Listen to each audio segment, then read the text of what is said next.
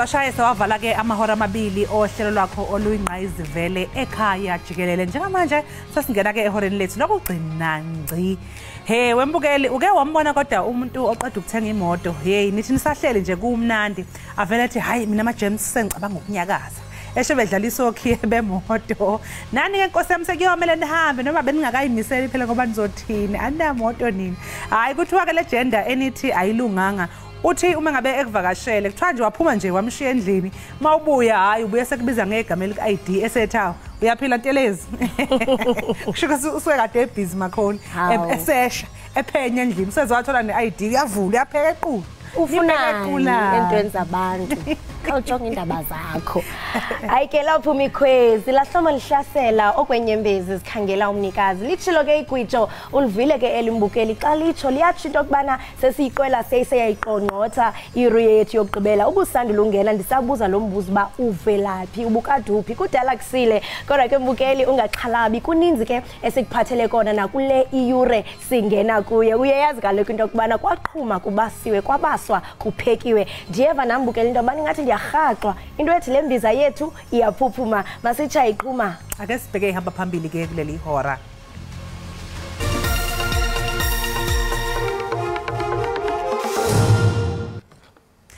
Sekuphothulwe ukuhlolwa kwezidumbuzo ezisule ngaphezulu kwama-70 ezalahlekelwa impilo yazo kuqubuka umlilo ebuilding elisenkabeni yeGoli. Senza lokhu ngokuba sifuna ukuthi sibone ukuthi sifike phi na ngemisebenzi yethu. Umongameli we-ANC umnomzana Cyril Ramaphosa udandalazise indima esele igangathiwe kumqulu wezithembiso wonyaka ka-2019 walombutho kumabala ase-Dobsonville eSoweto phezulu.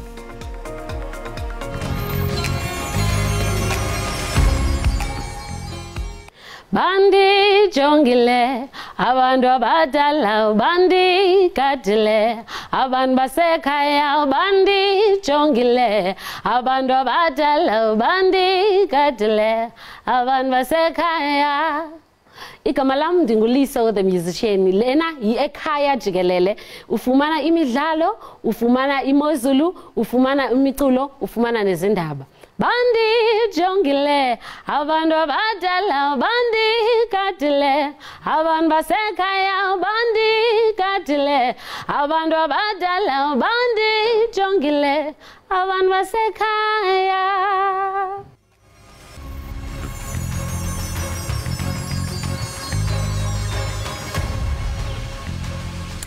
Odokotela abahlola izidumbu sebekuphothulile ukuhlolwa kwezidumbu zabashonile abangama-77 abashone lapho kusha isakhiwo bebehlala kuso edolobheni laseGoli ngesonto ledlule.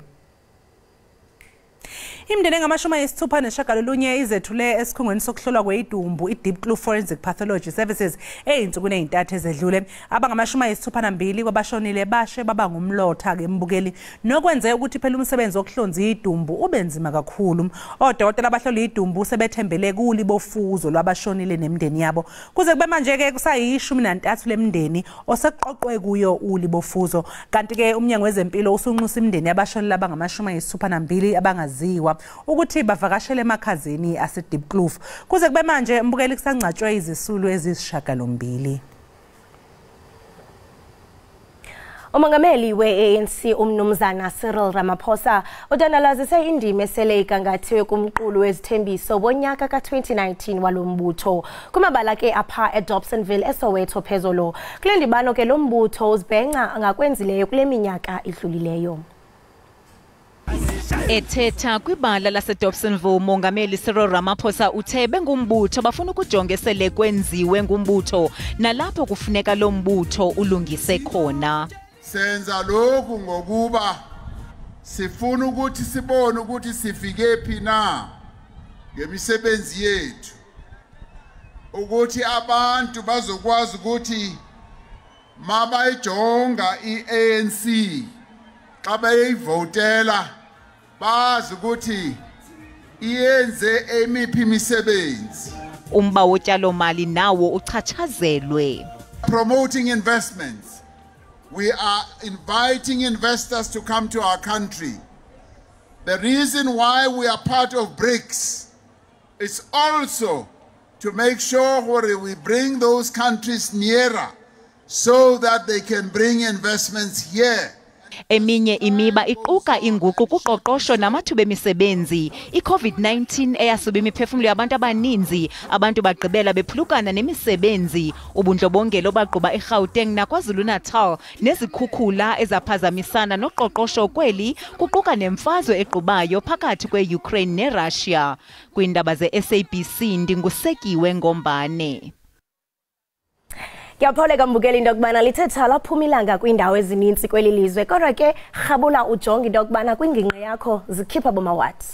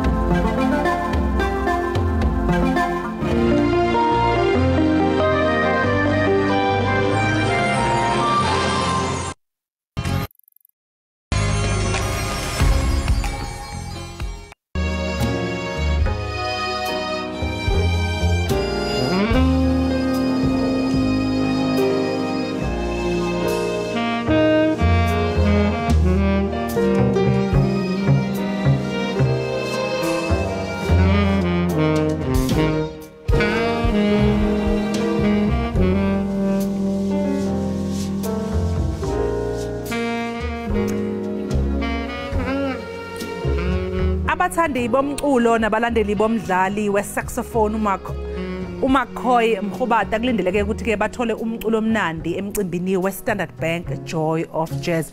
Lo mcimbi kambukela uzoba se-Sandton Convention Center ngasekupheleni ke kwephezulu.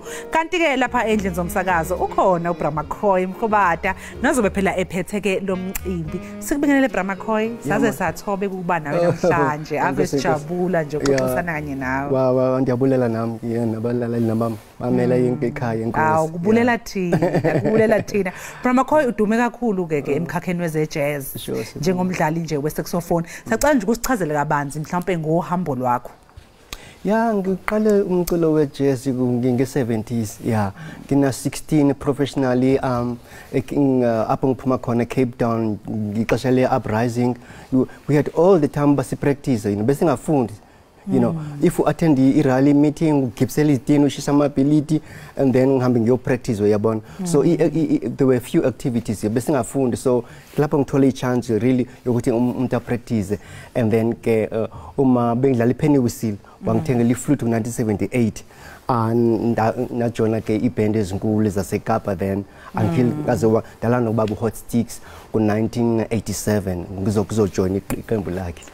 Hey ngiyamazi ukubra hot sticks. Uke waba ingxenye futhi lapha ngesikhathi kulungiselelwa umcimbi wokuhlonipha ubaba konje ubani ubaba kade esivakashele ubabs Mlangeni. Okay. Yes, bekade bemhlelela umcimbi laphana ubra hot sticks wayeyingxenye yabantu nje ababekhona lapho so siuthande kakhulu nokuthi bagqugquzele lokho.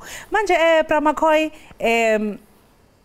ngiyazi ukuthi uma ubusakhulu kunama inspirations ukhulu ubona ukuthi la eSouth Africa wawubona obani laba babegqugquzela ubabona ukuthi yazini nami ngiyafisa ukuthi ngidlale saxophone ngiyazi ke mina ngazi o international o Kenny G kanje ukuthi I'm sure nabo wawubabuka nawe ufisa ukuthi yazini babuka nabo mara kakhulu labo ngikhule phansi kwabo obaba sebashona Winston Mankungu Ngosi nabo Robbie Jensen Robert Sithole babengifundisa ngabalandela baphethela ama saxophone wabo ngifundisa because back in the days besingoku izikolo zomculo you know umuntu be depend kulabo baba you know ukuthi basifundise so ke was privileged because bandibetha kahle so much that nami sendiyafundisa although ndingayifundelanga icala lomculo esikoleni somculo yabona umuntu privileged ukuthi ngiyofundisa na phesheya ngiyanjalo after before Joy of Jazz ngolosine ngeSwitzerland oh nice because yasambe ngayiqaphela na Brahma Khoi le ndaba yokuthi yazi most yabaculi abayadlala ama instruments like jazz type of music they're very big overseas kunalana eNingizimu Afrika mhlawumbe ngathi yini izathu lokho asinaki thina italent lethu asilnaturish asinaturish intasekhaya man you know anisiwe apha ekhaya abaninzi uyabona bayabona lento sinayo sijwayeleke too much apha ekhaya ababona ukuthi utata Makhoyo utata Hot Sticks u deep kanjani utata Zimngqawana usoleke naye ethanda phesheya more than apho yabona so but we are getting there ne arts and culture iyazama nayo si support njengamapiano yabona nathi bayazama shema amasay ngoba phela nani ngamapiano ethu thina sesikhulile exactly yabona manje ngiyazi ukuthi enye into exciting ukuthi uzobuya ingxenye ye Standard Bank Joy of Jazz uzobula manje nje abalandeli bakho aba excited ukubona yini nje into abangayilindela umculo omnandi sisiwami and yathanda please fans zami whereby the performer ingoma abazithandayo khona ingoma umntasekhaya uRingo waye uyenza yaduma uMr and Mrs Adonis wafaka lyrics ngizongidlala nayo nezinye ke ezintsha ezikamacwece usandubisana wamamela apha quiet please so and some sing alongs yabona ngafuna uzireveal unga reveal kakhulu but nje bathize so ngiyazi ukuthi mangabe kusokuyimicimbi enje efana no Standard Bank Joy of Jazz kusuke kunabaculi abadala kube nabaculi abasafufusa noma basebasha ungathi igap between these two iinteraction kuba njani nokuthi kubaleka kangakanani mhlawumbe for the young and upcoming artists ukuthi bathole iplatform njenge Standard Bank Joy of Jazz ibalulekile kuba iproject zami zonke neproject bayibiza Brass Cup whereby didibanisa ulutsha because you'll train sisebenze nabo interact nje share ideas you know there's a lot they can learn from us you know and nabo bayasinceda into ze technology and stuff like that so ibalike kakhulu and thanks to Standard Bank Joy of Jazz there's always an element yokuthi kube ne khona youth ne development and workshops ne master classes usakhuluma nje ngayo ke iBrass Cup iflagship Brass Cup Village Festival ngiyazi ukuthi ngeke nabanayo ngonyaka odlule that's right I nakulonyaka isazoba khona izoba khona so khona Brahma Khoi mhlambe kusuke kwenzakalani nokuthi uselecta kanjani mhlambe uhlu labantu abasuke beyingxenya le festival sikwenza ama audition and ke sigxininise kulutsha sifake ulutsha lakuleli besisho earlier sidibanisa nabadala sibafundise and then sikhole nabo stage ilento izokusebenza phana ku Joy of Jazz nge 30th of September some of the guys big band yam dan bakrumile exactly dan bakrumile from Kiki Brass Cup project enginayo yabona manje singayibona because I'm sure this is a very nice project ukuthi singayibona mhlawumbe isabalalele nakwezinye ingxenye nje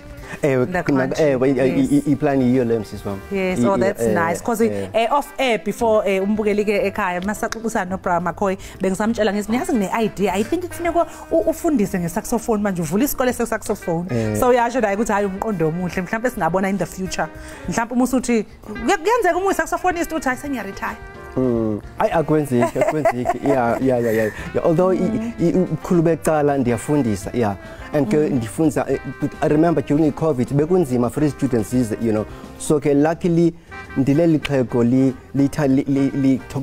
lithanda i-technology danse ngiqalisile ukustreama anyway so ndiyafundisana online. Oh, that's nice, Bra McCoy. So mhlawumbe umuntu ofuna ukuba ingxenye nofisa ukuba ingxenye afunde naye sicela usinika nje imininingwane yakho ke mhlawumbe ama social media nalapho abangathola khona. Yeah, easy eyam uthi McCoy Mkhobata i-Facebook ne-Twitter ne-Instagram zonke ziphansi kwa no-YouTube yabona i-details zami ziphana.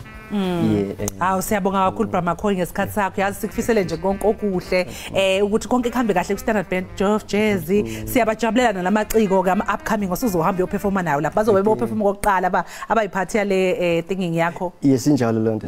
Hayi siyabonga kakhulu siyafisa nje ukuthi uqhubeke nomsebenzi wakho omuhle siyakuhalalisela futhi siyazi ukuthi how good luck nange Switzerland manje sokubona uzofaka phela ko Instagram sibone uhambo lwakho kahle ukuthi uzofika uhambe kanjani eSwitzerland. Kwenza njalo. Sibonge kakhulu.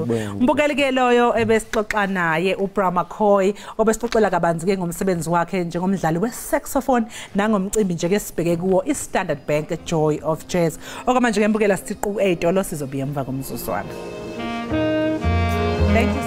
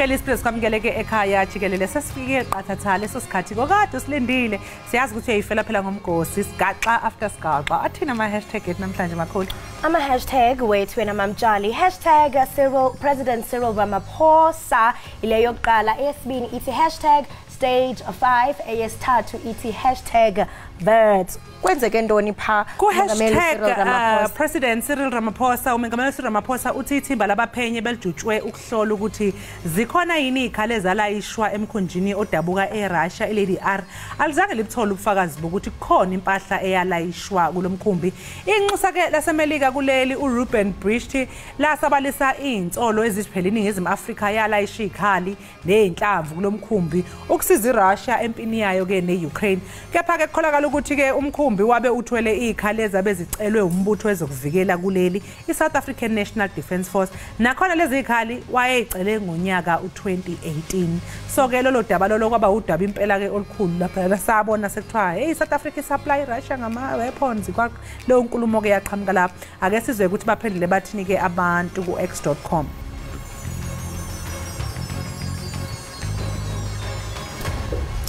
uMD Mpho uthi it wasn't for South Africa to prove that weapons left South Africa. The said diplomat failed to prove that actually Lady R loaded weapons. It was just a verbal diarrhea. Commentator Habu Yachindokbana, I know my country, we don't have the capacity to supply Russia with weapons. The accusation by the US is just bitterness because we have good relations with Russia and we remain neutral to the war in Ukraine. Uyatsho commentator Habindok bana mna ilizwe lam ndiyalazi asinawo amandla ukubana mhlambe singathi sisupply ilizwe lase Russia ngezixhobo.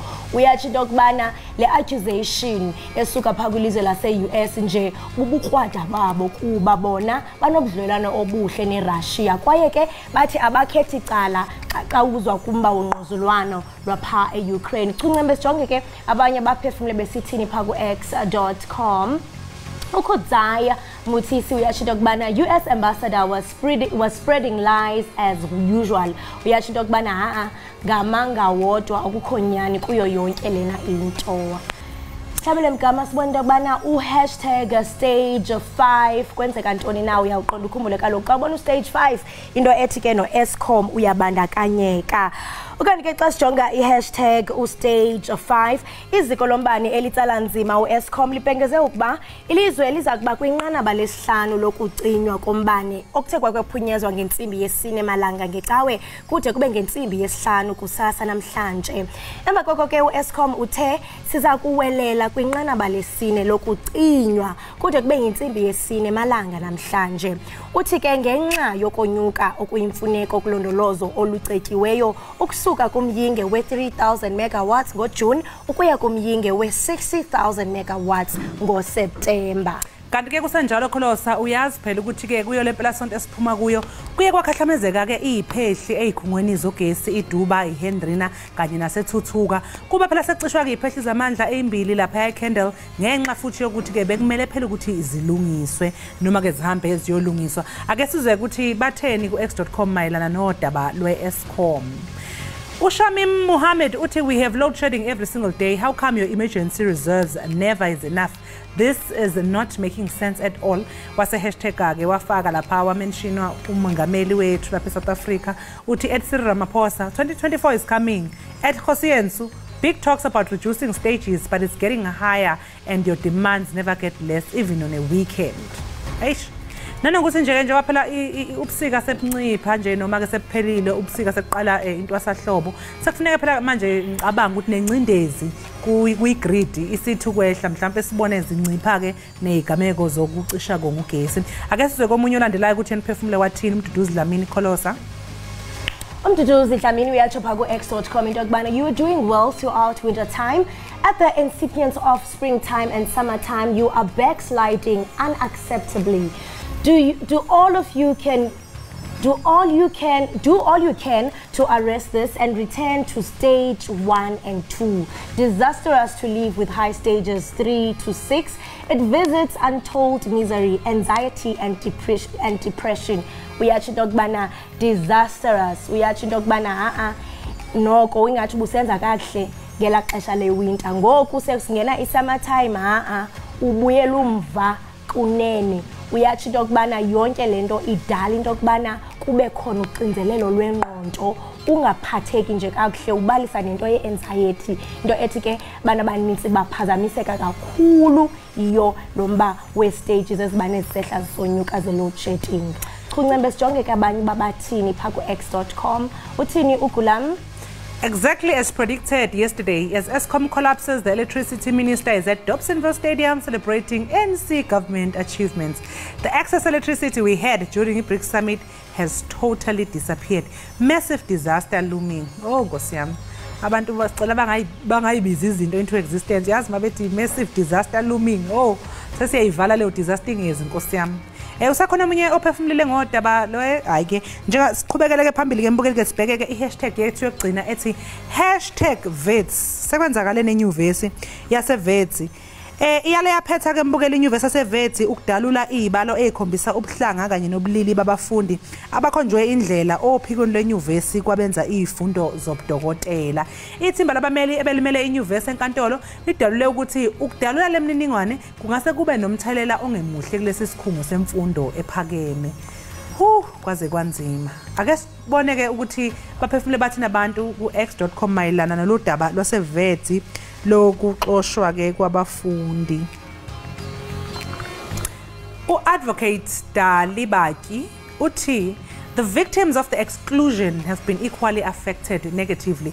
What makes the interest of the varsity more superior than those of the students? Ukhona futhi omunye umsebenzisi ka-x.com ophewulile uSlava Ukraine uthini kuyena Kholos? There is an empirical evidence that vets exclude black people for admission in their medical school. Only whites and Indians are only ones admitted, giving the impression that black people cannot make the grade. That is a fact. Hey. Chaphazela into noko engathi into yokubana itshisa ubunzi uSlava Ukraine uyathi into yokubana hey bukhona ubufakazi pha evets obtsho into yokubana abantu abamnyama xa kujongwa kumba we-admission xa bezongena pha e-medical school kujongwa kuphela abantu abamhlophe okanye abantu abangabilungu okanye amandiya. Chuncembe sijonge ke abanye baphefumule besithini. Proudly African, Uti Vets Medical School has to disclose those stats. I want to see something. An Indian gynecologist friend of mine has his own son who did very well in matric, was refused entry into the Vets Medical School because they had reached a quota of Indian students that year. Apparently Vets said they should skayiphelanga lo tweet.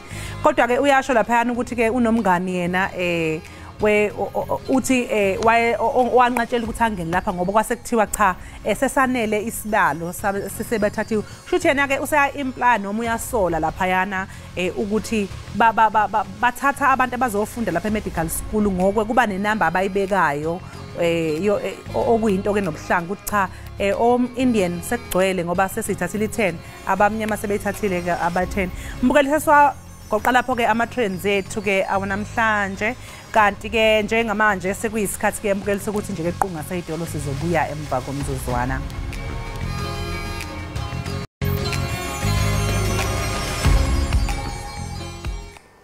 Mbukeli sikwamukele futhi ekhaya Jikelele sibonga kakhulu ngokuthi usahlezi kanye nathi. Kulesi sigaba ke mbukeli sokubhalwa kwezincwadi namhlanje nje sithe ake sichezuke kancane kulolu hlobo lwezincwadi ezithinta impilo yabantu kanye nezigameko ezabehlela ezisuke ngandlela thize ziyisifundo kwabaningi. Namhlanje ke sibheka lezo zincwadi ezibambe elikhulu iqhaza leli ekuthuthukiseni ulimi lwebele kwenzelwa ngisho isizukulwane esizayo. Namhlanje ke socubungula enye yezincwadi iningi labantu ababefunda abafundisa isiZulu esikoleni abayazi kahle nje ke incwadi yabakha yabafundisa ukubhalwa konkamisa ukuphinyiswa kwamagama esiZulu ngendlela efanele. Incwadi ke esuka imsusa phansi umuntu ofundisa isiZulu emabangeni aphansi iziyophuma naye le kwa matric esesifunde wagogoda ke lencwadi yiyona mgogodla wokufundiswa kolimi. Mbukeli ngabe ngikhulume ngani uma ngingakhulumi ngencwadi isiZulu soqobo esabhalwa incitha buchopho yongoti bolimi lwesiZulu eningizimu Afrika ababhali abanxuswa nguwena uhulumeni ukuthi ke abalekelele ukuthi kube yibona bamnika umkhombandlela wokusetshenziswa ke kolimi lwesiZulu. Namhlanje ke sizizwa sibakhulu kakhulu sithobekile futhi ngokuxoxisana nomunye wababhali besiZulu soqobo ubaba uEnoch Sabelo qeda usizi Zulu owaziwa ke ngelika SQ emkhakheni wokubhalwa kwencwadi. Sizizwa sithobekile ngokusingatha umuntu ofana nawe baba. Sikubingelele nje sikwamukele lapho ohlelweni. Ngiyanibingelela nami nababukeli mamjali. Asiqale nje ke basohlelweni. Yebo kubonga thina baba ngesikhathi sakho. Ake siqale nje ukuthi sibheke ukuthi ilukululo lokubhala incwadi leli walithola kuphi? Wazi impela wanxuswa nawo umnyango wezemfundo phela ukuthi usebenzisane nawo kunceliswe abafundi ulimi ngendlela efanele. Ngiyabonga mamjali. Ilukululo lokubhala kusho ukuthi laqala kimi ngisemncane ngisafunde primary. Benginabafowethu nodadewethu abadala bebefunda incwadi zamaklasi angaphambi kwelami.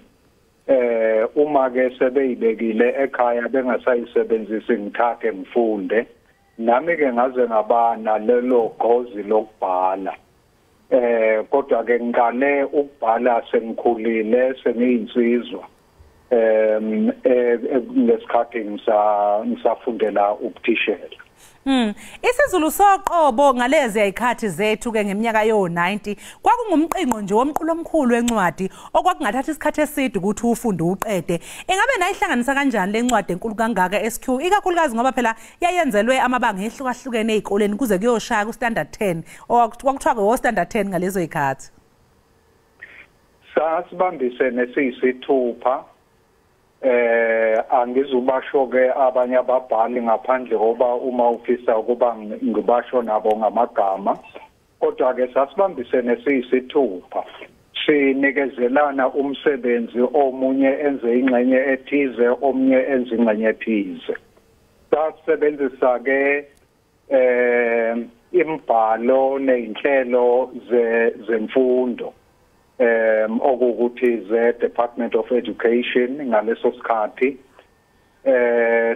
sibukeke ukuthi yini abayifunayo kulezi incwadi sikuhumushe lokho abakufunayo ngama yamazwi sikuhumushe phela senzela ukuthi sikuzwisise ukuze sikwazi ukusebenzisa nxa sibhala. Kungakho ke lezo ncwadi ke zaqhamuka ke unyaka nonyaka iminyaka yayivama ukuhambisana ngambili mhlawumbe kuthiwe eka standard 5 no standard 8 noma grade ethize negrade ethize ngalonyaka ngonyaka olandelayo kudingeka enye kanjalo. Kule ncwadi ke babu SQ ngiyazi ukuthi kukhona indlela okuphinyiswa ngayo amagama, izivumelwano zoqobo, indaba ezimfushane kanye nje nokunye okuningi esasikufunde esikoleni. Engabe nanisebenzisa yiphika indlela noma amasaphusile ukuze othisha bakwazi phela ukuthi bedlulisele lokho okubhaliwe kumfundi futhi bakwedlulise ngendlela eyiyona? Umnyango wemfundo wawucelile ukuthi incwadi esiyibhalayo kube khona incwadi yomfundi ezosetshenziswa yibo bonke abafundi kube yilona lo mfundi abe nencwadi yakhe ezonikezwa noma abazoyithengelwa uyena uhulumeni. Bese ke incwadi yomfundi iklasi neklasi ihambisane nencwadi kathisha. Incwadi kathisha ke sasiyamanisa kakhulu nencwadi yomfundi ukuthi ke simeluleke ukuthi thisha uma usofika ke la ekuphatheni lesisifundo siqhamukeleke ngalendlela noma usiqhamukele ngalendlela ukuze kube lula kubafundi ukuba basiqondisise. isiZulu saqoba singumgogodla wolimi lwesiZulu insika kanye nje nesiqalo sokuqondisisa ulimi lwesiZulu. SQ ngabe ucabanga ukuthi ukuba khona kwalencwadi kungathathwa yini njengento eyifa la ngunaphakade ezikoleni okufundiswa kuzona ulimi lwesiZulu njengolimi lwebele? Kunjalo mamtshali singathathwa njengento eyifa ngoba kusukela ngaleso sikhathi isiZulu soqobo sokuqala saqhamuka ngabo 1985 kulama klasi ke osuwabalile kwase kuthi ke ngasekupheleni kweminyaka yawo 90 i-Education Department yaphinde yacela ukuthi lezo incwadi azibukezwe ukuze ke zifake neminye imicabango nezinto abasebehlelile bona ngasemnyangweni ukuthi azibe khona ezincwadini zabukezwa-ke kwase kuthi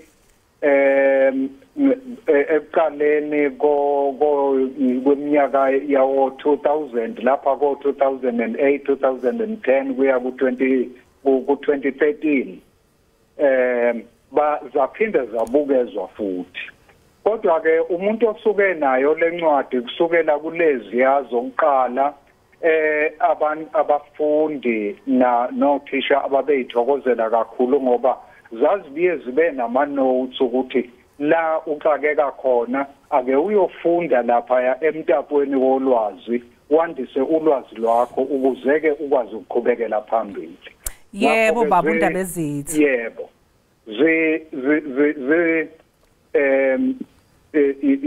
Ifa eliyohlala likhona. Yebo baba uNdaba ezithi sibonge kakhulu futhi ngalelofa enithena sishiyela lona kanye nezinye izizukulwane sikufisele nje konke okuhle nosuku oluhle. Ngiyabonga kakhulu mamtshali kanjalo nani nibe nosuku oluhle. Sibonge baba. Sibonge kakhulu ke mbukeli enye izinto phela okumele sikuhlinzeke ngayo thina njengomsakazi lomphakathi ukuthuthukisa indlela okhuluma noma oqonda ngayo ulimi lwebele olukhulumayo nangendlela nje oxhumana ngalo nabanye abantu. Lapha ke Ekhaya Jikelele sazethu sijoka lokuthi sohlale nje sikucathulisa ngendlela okusetshenziswa ngayo ulimi lwebele ukuze isizukulwane esizayo singamphuphumi noma sifunisele uma ngabe kukhulunywa ke ulimi lwesiZulu. Namhlanje ke lapha ohlelweni besivakashelwe inkakha yombhali hayi nje umbhali weincwadi ubaba ko SQ eyithinta inhlalo nempatho yabantu kodwa umbhalo wabhala incwadi eyayicabela iningi lethu thina amaZulu indlela nje ke yokuthi sikwazi ukufunda kahle futhi ke ebheke ekuthuthukisweni kolimi ukuphimisa amagama kanye nokusazi sisifunde kangcono futhi isiZulu lo ke bekubaba SQ Zulu ungomunye kwabantu ababhala isiZulu soqobo besebenzisana noNF Mpele kanye noDBZ Ntuli kanye nabanye. Kanti ngokumbukeli singena kwisiqendu sekhala ekhaya uLwandile kunye noLwanele Mkhonza banengxaki yemfuzo enqabileyo ebizwa ngokuba yi-xeroderma pigmentosum. I-xeroderma pigmentosum ibangela umhlaza wolusu, i-skin cancer, ekhokela ke kumathumba emehlweni, ingqondo kunye nempumlo. Lamakhwenkwe ke sele enziwe utyando izihlandlo ezininzi kodwa akukho nto ilungayo. Singathanda ke ukulumkisa aba bakhawulezayo into okubana babe novelwano ngale ngxoxo. Ukuthetha banzi ke ngalomba siza ukweca umama wabo uPhumzile Mkhonza kunye noGqirha Matilda Mphahlela ongugqirha wesikhumba i-dermatologist ke ngelamakhumsha. Masimbulise sinamkele Ekhaya Jikelele. Hello. Niyaphila mama uPhumzile nawe gqirha niyaphila kwelo cala? Niyaphila ninomama. Mama uPhumzile mandithanda into okubana ndiqale ngawe. How are you? We are well, doctor. Thank you so much. Mama Phumzile ndiyathanda into okubana ndiqale ngawe. Ndiyayazi ukuba isesisilonda esichichayo. Khawusixelele mama into okubana abantwana baqala nini into okubana badiagnoswe ngale condition? Baqala ukufunda bana 2 years old. Now bana 6 years old. Hello? Ewe mama uyavakala? Oh yes. Baqala ukufunda bana 2 years old. Now bana 16 years old. Bane-red skin disease called xeroderma pigmentosum. Enobungozi kakhulu uma baphumelela ngeni. Ilapho inkinga iba khona kakhulu. ingabo bese sisebenzisa i-sunscreen each and every after 2 hours. So le skin disease i-eyesight ekugcineni kwakhona amehla khona bayabakhipha ngoba bese amila amachuma, ilimaza ithangi, ilimaza ama-lips, ilimaza inose, bese baba nama-cancer ngokwahlukahlukana kwawo. Ekugcineni kufike la ekutheni kuthwindwanele bamkhathe kaninginingi ilimi lakhe.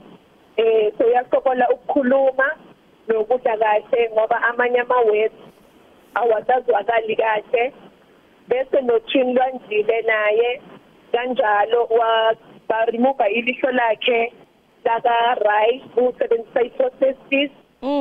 Ilihlo lakhe laka-left njengoba sikhuluma nje sisendleleni sibheke khona esibhiko fanele angene ku-operation kusasa for ukuthi ba-repair inose yakhe. Bese ngolesine ungena ku-MRI scan for le tumor ela esweni lakhe laka-right ukuthi isazophinda libone na ngoba manje vele alisaboni. Bese uthwindwanele wawaluza wolu-2 amehlo wakhe ngaso le skin disease waba nama-cancers khona emehlweni.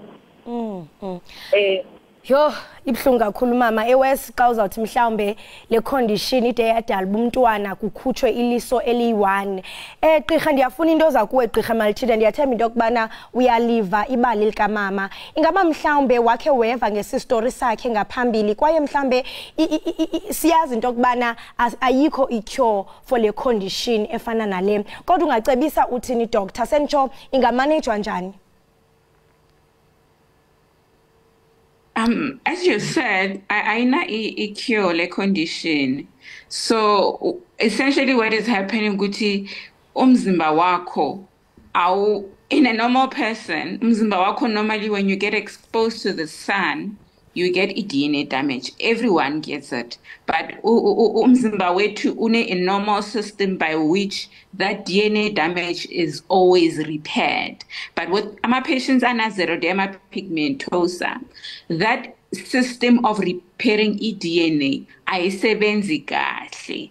And there are different types of xeroderma, but that system of repairing DNA when the sun damages the skin and the DNA ayisebenzi.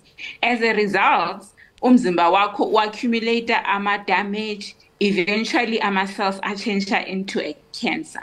So unfortunately, yes, we do not have a cure for xeroderma pigmentosa because as time goes on, you will continue accumulating more and more DNA damage and more cancers in different parts of the body. It eskumbeni, but it can also affect the tongue, it can affect the eyes as well. But yeah, it's just one of those horrible progressive conditions where we don't have a cure, unfortunately. Because uyatsho pha umama into yokubana basebenzisa izinto zokuzikhusela isikhumba. What else can they use uqinisekisa into yokubana noko siyamanejeka kuba ndiyakuva into yokubana uthi unfortunately ayikho i-cure. Ndiyazi into yokubana baphuma besihla besenza operations. Yintoni nje mhlawumbe ungacebisa into yokubana bangayenza? A preventative treatment, I mean, number one is sun avoidance. Avoid the sun totally, especially during when you have the high intensity sun exposure, which is between 12 a.m. and 4 p.m. But with them, they should essentially try and avoid. Uxolo kakhulu ngokuqala nje sibethwa lixesha ndiyarhalela into yokubana uMamphumzile angenelele atsho into yokubana abantu banganceda njani kwaye ashiye nenombolo apha efumaneka khona. Ama-donations bawamukela kuphela badonation ama-sunscreen i-sunscreen SPF 50 or 50 plus abafuna my line is bad. 0763117140 0763117140 ngiyabonga. Enkosi kakhulu siyathemba into yokubana mama uzawufumana uncedo. Gqirha sibambe ngazibini ngexesha lakho. Siyaxolisa kakhulu funeke sayiqhawula ngenxa yexesha funeke sivalelisile. Kodwa siyathemba into yokuba mama uzawufumana uncedo. Right, mbukeli we-Ekhaya Jikelele siqola siqonqotha kanjalo ke isiqembu sethu sekhala ekhaya qiniseka ke mbukeli into yokubana uyalandelela ingcombolo umama athe wasipha zona. Sibambe ngazibini ke kuwe apha ekhaya ngokuba uvuke nathi kusasa nje. Kwaye siyathembisa into yokubana nangomso sakuziphakazi phuphuma. Sibonge kakhulu babukeli ngesikhathi senu. Kusasa ngesikhathi esifanayo sikhona la ekhaya Jikelele. Nibe nosuku oluhle, nisale kahle.